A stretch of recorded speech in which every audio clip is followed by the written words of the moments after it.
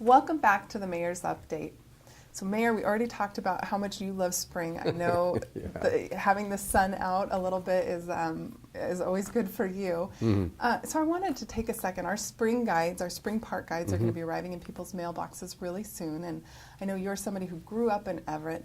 What do you love most about our park system? You know,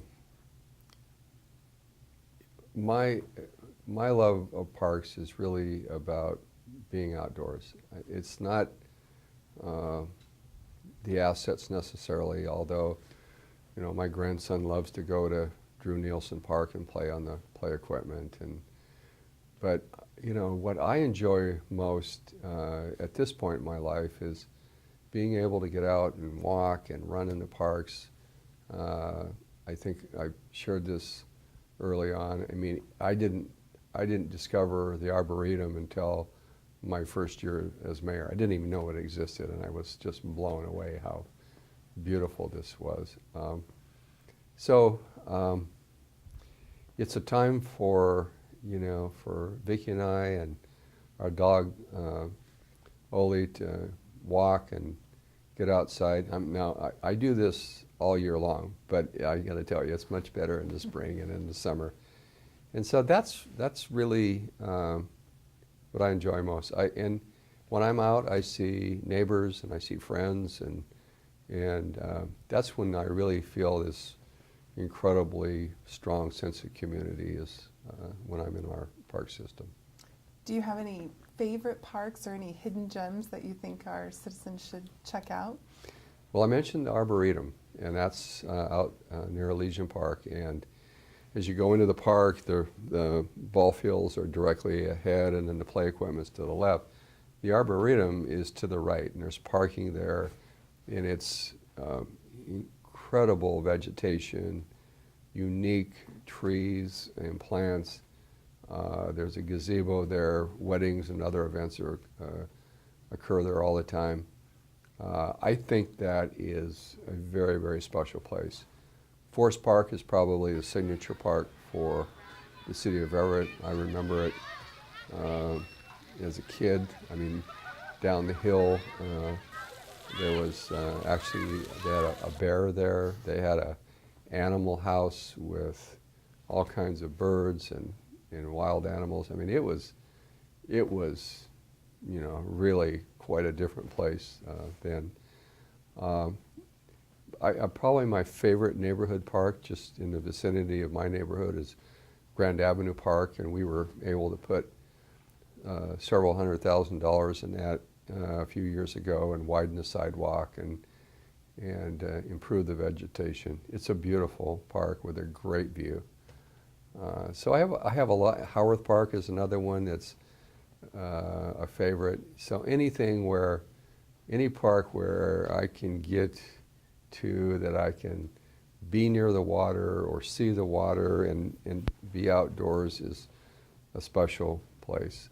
When I was a kid, and I don't advise this to anybody today, but I lived in Pinehurst. I used to hitchhike out to Silver Lake to swim.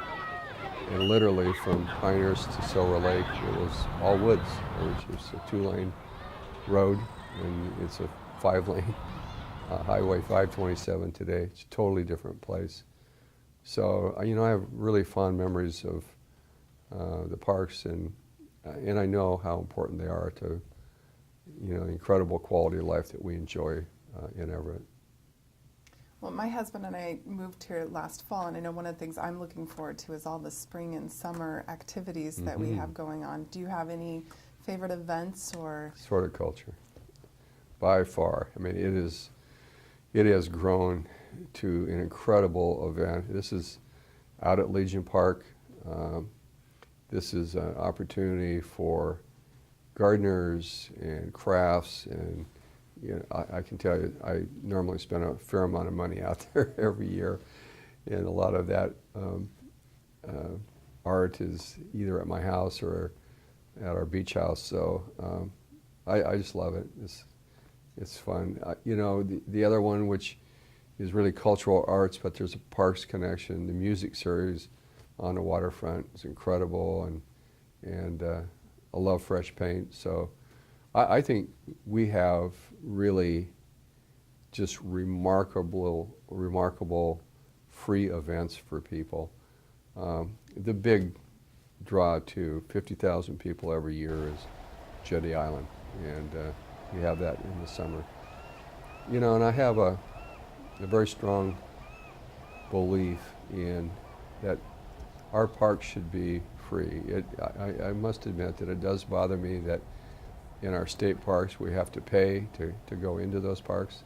Something just doesn't click with me. You know, I pay taxes like everyone, we all do, and you know, I expect that to be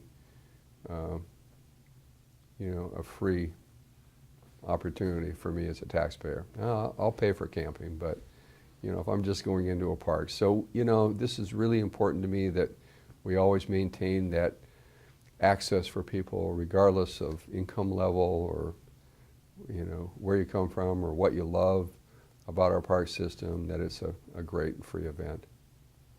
Well, and kind of stepping back and taking a global look at our park system, what changes have you seen in your time as mayor, and what's kind of your vision for our park system going forward? You know, in the first few years, we had an economy that was much stronger. We invested almost $10 million in our park system, what I would call sort of major maintenance or minor capital. I talked programs. I talked a little bit about the work we did at Grand Avenue Park. We acquired 2 additional pieces of property out in South Everett that are properties to be developed. When in the mid-90s there was additional property acquired around Silver Lake.